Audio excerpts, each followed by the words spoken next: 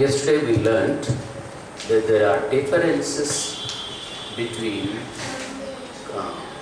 combustion and respiration, even though they look alike, because there are similarities also. We saw similarities and differences also between combustion and respiration.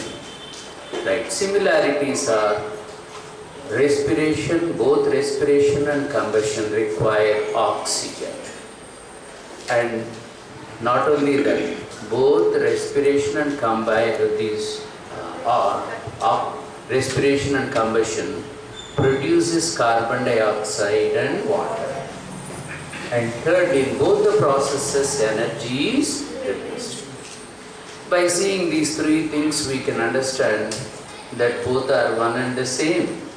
But if you go through these two things carefully, we can understand that there are differences. We saw 5 differences yesterday. Okay, Nana? Right. The next topic that is given to you is, what is the next one given to you? Heat production by living organisms. Right. During oxidation process, not only carbon dioxide and water is released, but also energy is produced in the form of ATP. Okay? And not only that, along with that, heat is also produced.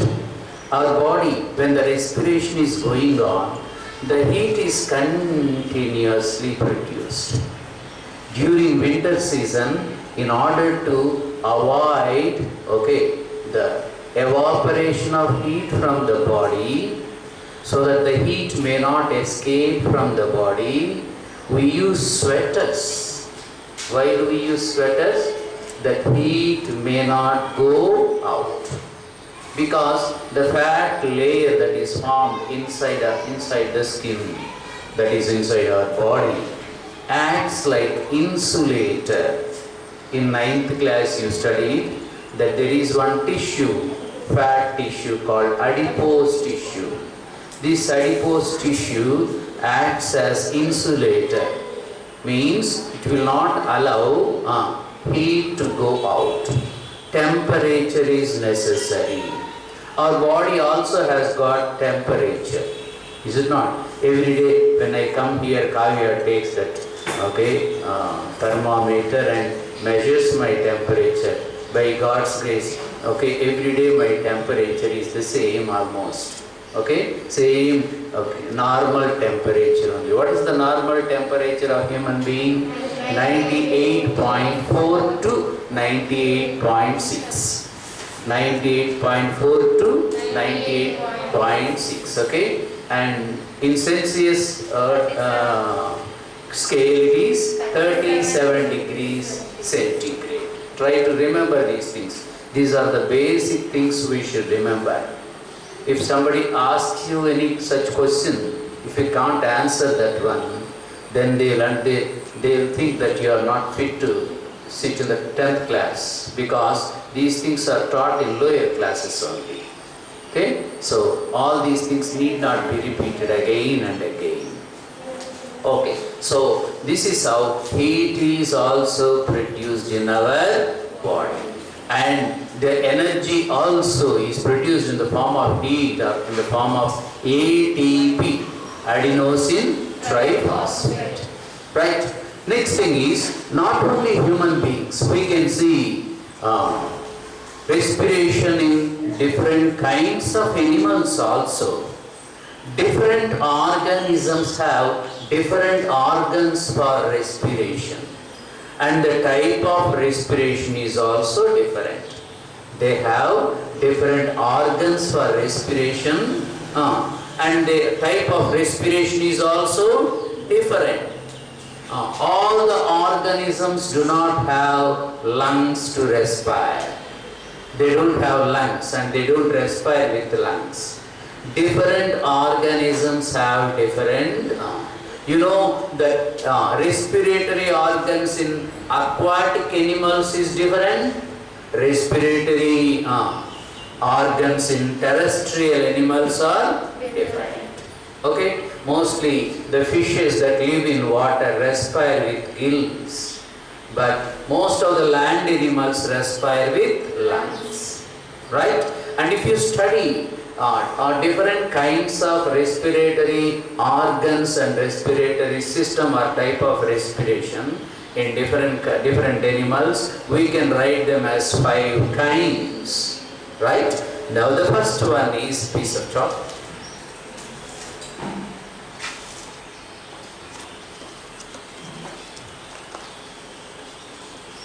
Note down in your notebooks. Okay, the first one is respiration differences.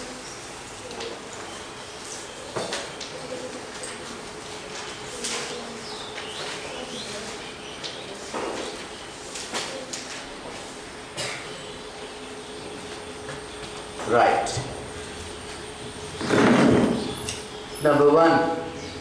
In some organisms, respiration takes place by body surface, body wall, body surface, body surface.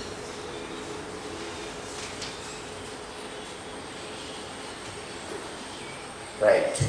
You might have heard about the organisms, unicellular organisms like amoeba, paramecium. These organisms undergo respiration through body surface only because they don't have special respiratory organs. So, only by body surface or body wall respiration takes place. This is one kind of respiration, one organ.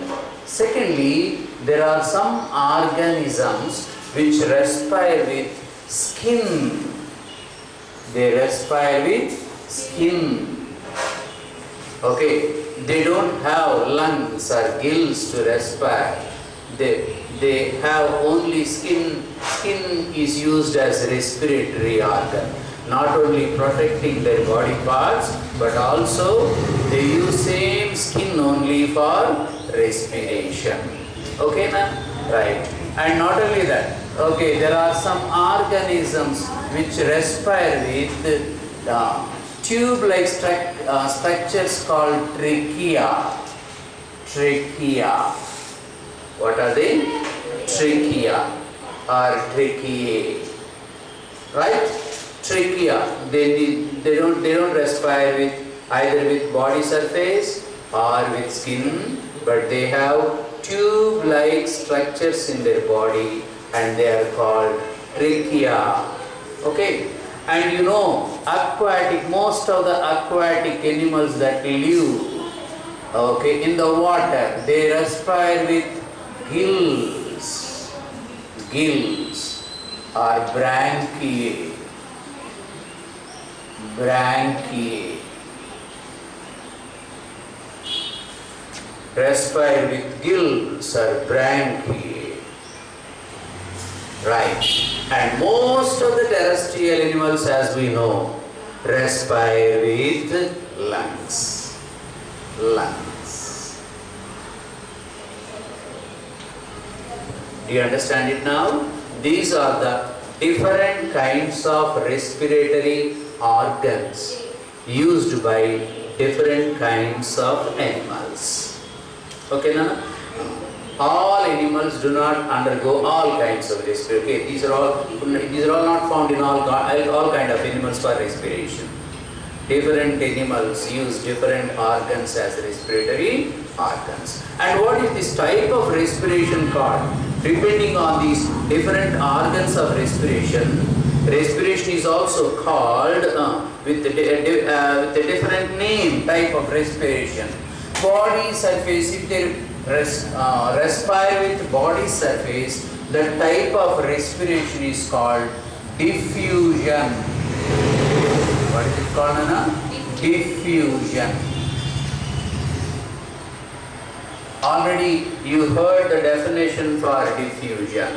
Okay, what is the definition simply? Molecules move from higher concentration to lower concentration is called diffusion. Okay, right. So this is how diffusion takes place in some animals. They respire with body surface only. By what process? The type of respiration is called diffusion. And the second type of respiration, if the organisms are respiring with skin, then it is called cutaneous respiration. What is this one called? Cutaneous respiration.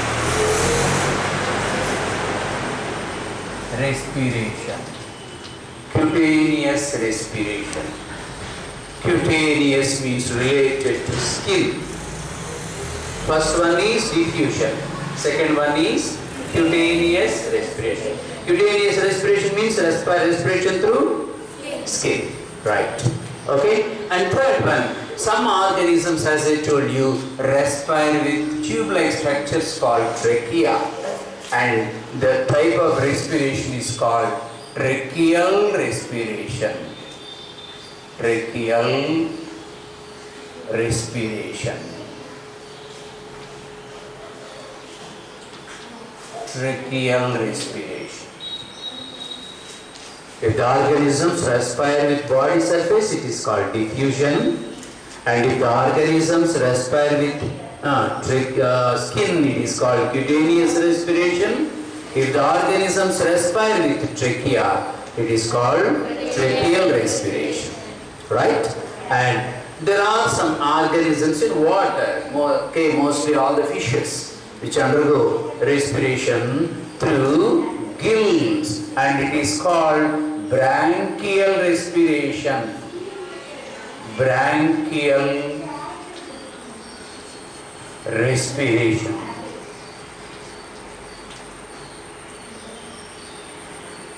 Branchial respiration. I told you branchiae means gills. If they undergo respiration with gills, it is called branchial respiration. And as you know, most of the terrestrial animals undergo respiration with the organs called lungs. If they respire with lungs, it is called pulmonary respiration. Pulmonary respiration.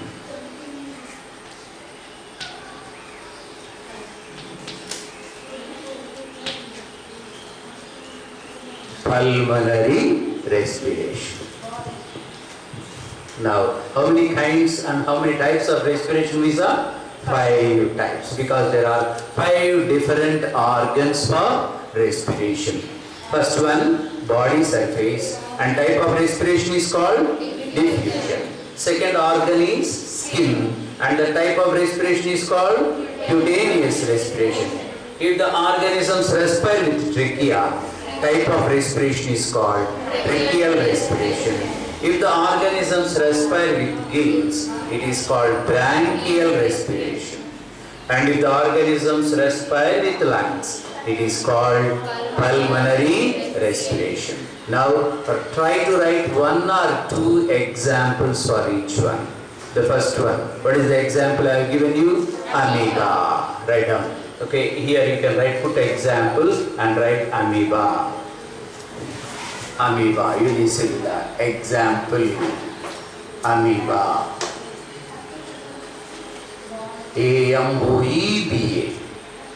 Spelling, don't write A-M-E-E-B-A. A-M-O-E-B-A. Amoeba. Try to learn the correct spelling. But we should pronounce it as amoeba.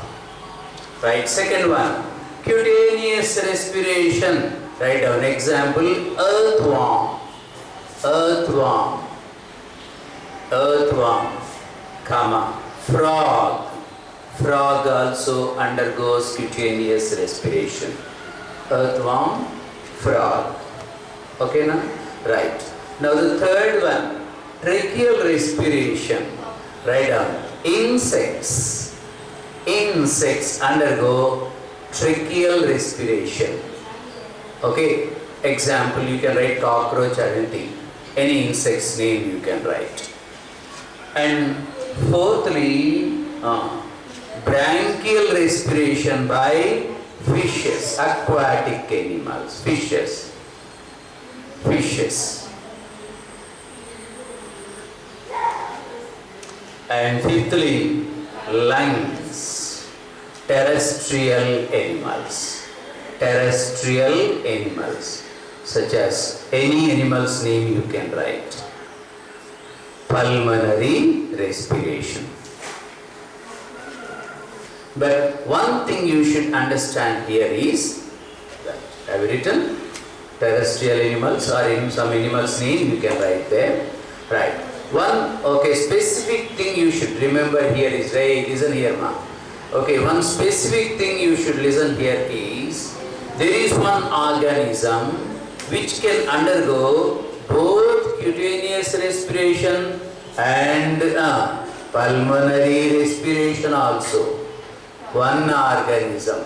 And it can live in both the places. It can live in water and as well as it can live on land.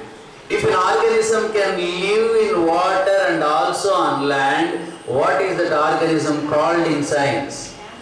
What is it called? Very good. Amphibian. Ampho means two. So it can live both on land and in water. That is why it has got two respiratory organs. It can either respire with skin or respire with lungs also.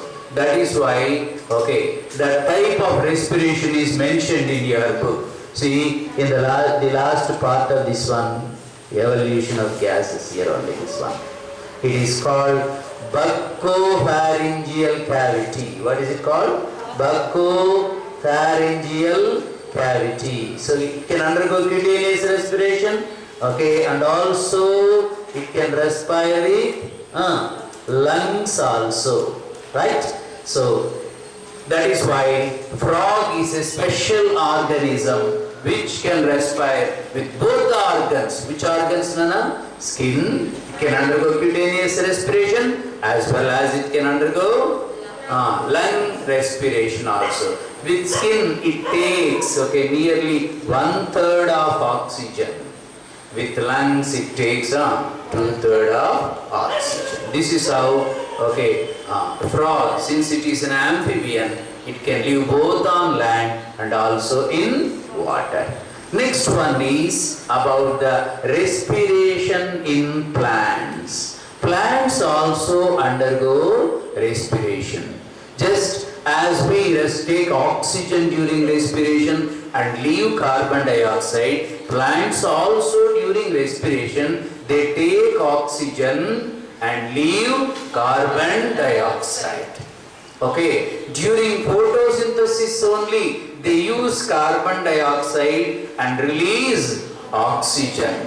But during respiration, plants also take oxygen like other animals and leave carbon dioxide. Now, which arrangement is there in plants for respiration? In lower classes you studied only about the leaves.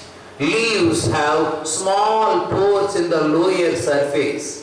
In the lower surface of the leaves, small pores are there, and that small pores are called stomata. Exchange of gases take place through these stomata. During respiration, oxygen goes in and carbon dioxide comes out during respiration. But during photosynthesis, through the same stomata only, carbon dioxide goes inside and also this is how plants can undergo both the processes through the stomata. And these stomata are found on the leaves. Not only leaves, Nana, even the stems also have small openings for respiration, and those cells are called lenticels. What are they called? Lenticels. See the diagram in your textbook. The lenticels that are which open inside the stem. Stem also undergoes respiration with the help of lenticels. Nana? Right. In the leaves, there is air spaces inside. So air can go through the stomata and then stay in that air space. And near the tail space, if you see the diagram, water column is there, water lining is there.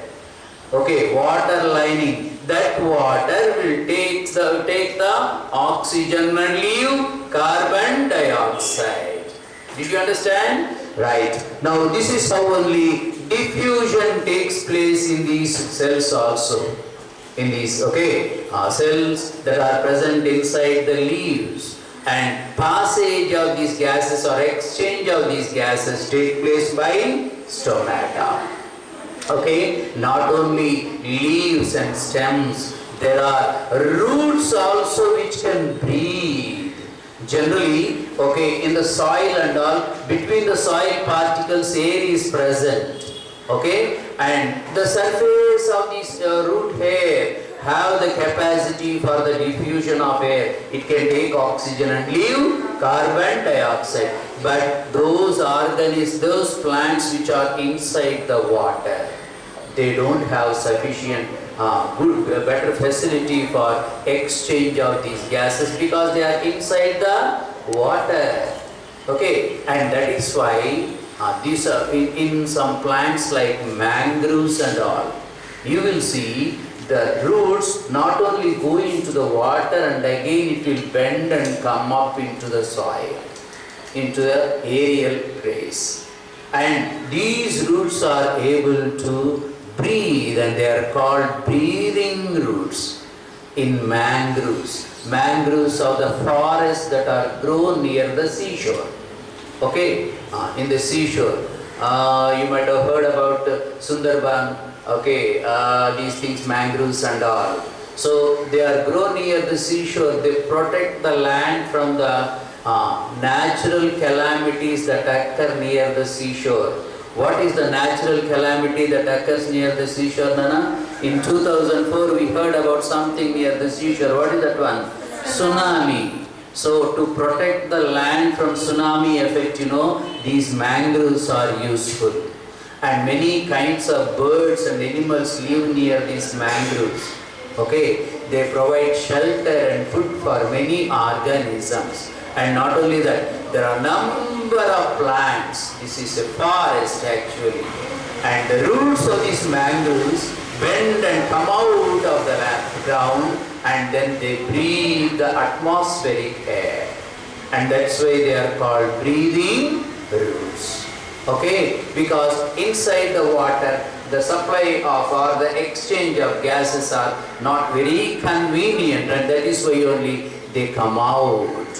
And not only that, if you see some of the aquatic plants, the stem has, large opening. There is a bore inside the stem. Large opening. If you cut any aquatic plant, the stem of aquatic plant, you will see a large opening inside the stem. So that air can easily supply to the roots of that plant. More air can go inside. That is how only aquatic plants have large bore inside their stem. This is how only respiration is carried out by these plants. Right. Not only that, during respiration we heard that carbon dioxide is produced and heat is also produced. In animals and human beings we heard that not only energy but heat and carbon dioxide, water are produced. But how about the plants? In plants also do the same process takes place? How can we understand this one? By conducting a simple experiment we can understand that carbon dioxide is released even in the plants during respiration. Not only carbon dioxide is released, heat is also released. For this you can conduct a simple experiment. Take a wide-mouthed bottle. What should you take, Nana? Wide-mouthed bottle. And then put some germinating seeds in them. How to prepare these germinating seeds? If you soak the seeds overnight, this chana and all, overnight. There are many seeds nowadays. You can find these germinating seeds being sold also. In the morning, some people are buying the packets of the germinating seeds. Okay, by soaking it into water, then they will sprout. Germination come, okay, they will germinate. Okay, now if you put it in water and then they are covered in a small kerchief or towel throughout the night, and by morning you will see sprouts coming out, and they are called germinating seeds. And take handful of germinating seeds and put it in a wide mouthed bottle, and then you take a small beaker or a small injection syringe or something. Take lime water in that one. Do you know what is meant by lime water? Sunnapu needlu. Okay. Take lime water and place it near that what you call germinating seeds. Close the mouth of the bottle. Very simple experiment. You have taken some handful of germinated seeds, placed it in the wide mouthed bottle, and then you have taken a small bottle, poured lime water and kept it near those germinating seeds and closed the mouth of the bottle. After 2 or 3 days, you will observe that lime water becoming like white milk. Why did the lime water turn into white milk, Nana? Because carbon dioxide turned lime water milky. Where from this carbon dioxide came? From these germinating seeds. That means we can understand that the plants also undergo respiration, and during respiration they are leaving carbon dioxide. Did you understand it now? How easy it is? So if a question is asked, how can you prove that carbon dioxide is released during respiration in plants, means this is the experiment you have to write. Even if you write it in own words also, explaining what is happening there, then you will get full marks. But the thing is, the formation of sentences must be proper. Okay? Right. Not only that, how can we understand that heat is released during respiration in plants? Turn the page now. Right. You can conduct another simple experiment to find out that heat is also released from plants. In order to measure the temperature or heat, we use thermometer. Okay. Thermometer. Generally, nowadays we got this one only after getting corona, only these things of thermometers have come. But previously we used to put the thermometer into our mouth and see the temperature, is it not? So take the thermometer, and at the end of the thermometer, at the bottom of the thermometer, mercury bulb will be there.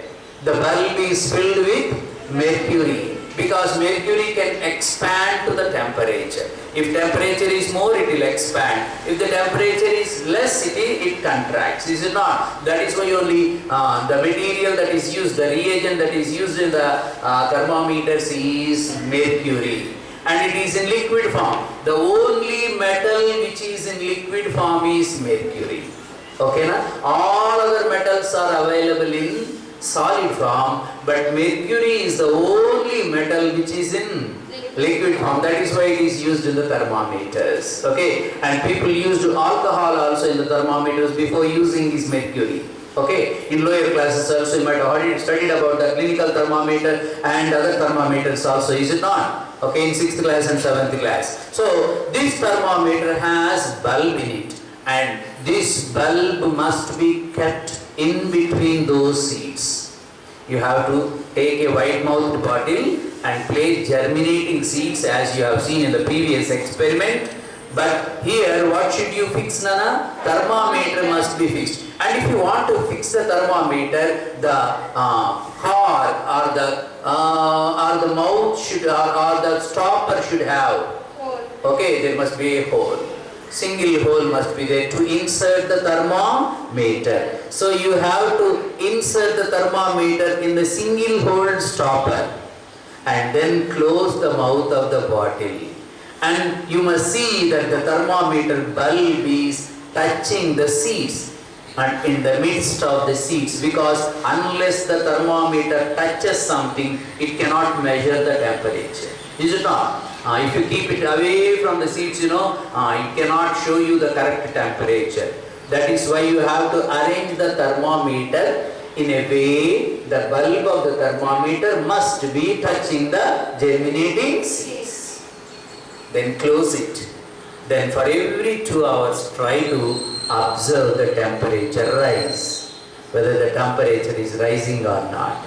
And if you carefully see, you will find slowly, little by little the temperature is increasing. You can take the reading of this hike of temperature for about 24 hours. Okay, if you have started from 6 o'clock in the morning up to by 8 o'clock it reached up to this level. By 10 o'clock it reached up to this level. And by 12 o'clock it has reached up to this level. This is how the temperature will be going on increasing slowly for every 2 hours. Okay, you can see the difference within 2 hours. Within half an hour and 1 hour you may not be able to see the difference. That's why only I am saying 2 hours. This is how for 24 hours also you can measure. After 24 hours you will see the temperature is raised too much. Why? Because during respiration not only carbon dioxide is released, energy is released in the form of heat. In the form of heat. So by this experiment we can confirm that not only animals and human beings, plants also undergo respiration, and during respiration carbon dioxide, not only carbon dioxide and water, but also energy and heat is released. Okay? Right. Now we have understood 2 lessons. We have completed nearly 2 lessons. What are they? Photosynthesis, that is nutrition. In nutrition we studied about photosynthesis, and the second lesson is respiration. Now what are the differences between photosynthesis and respiration? There are nearly more than 15 differences between photosynthesis and respiration. But all those differences are not given to you. They have given you only 1 or 2 differences in the lesson. Okay? During photosynthesis, listen here. During photosynthesis, simple substances are constructed, combined together. And that is why photosynthesis is called anabolic process. What process, Nana? Anabolic process. Ray, look here. Anabolic process. Anabolic process means construction process. Synthesis. Synthesis means combining. 2 things are combined here. What 2 things are combined? If you see the equation, you can understand carbon dioxide, water. In Hill's reaction equation also you saw 6CO2 plus 12 H2O. What is H2O? Water. What is CO2? So carbon dioxide, water combining together and forms carbohydrates. Not only carbohydrates, but oxygen is also released. This is what you understand. Okay, during photosynthesis. So it is called combining process. That is why it is called synthesis. Photosynthesis. Photo means light. Using the sunlight, synthesis is taking place. Combining is taking place. What are combining here? Carbon dioxide and water. And so food is formed. What is food? Carbohydrates. Not only that, during that time, oxygen is also released. But after eating that food, C6H12O6, and we are taking oxygen also. 2 things are released during photosynthesis. Now what are they? Food and oxygen. You have taken food and also you have taken oxygen. These 2 things are going into the cell, I told you in the last class. This food and oxygen is reacting with each other, and this is called oxidation. What process? Oxidation. And during this time, the food is broken into carbon dioxide and water. What is that? Carbon dioxide and water. Their carbon dioxide and water are combined together, so it is called anabolic process. Whereas in respiration, food is broken into carbon dioxide and water. What is the definition you have learned regarding respiration? I told you respiration definition. Oxidation of food materials such as carbohydrates, proteins and fats to carbon dioxide and there carbon dioxide and water are combined. Here from carbohydrates, carbon dioxide and water are diffused, broken down. That is why respiration is called not anabolic process but catabolic process. Catabolic process means breaking. Okay, construction process is called anabolism.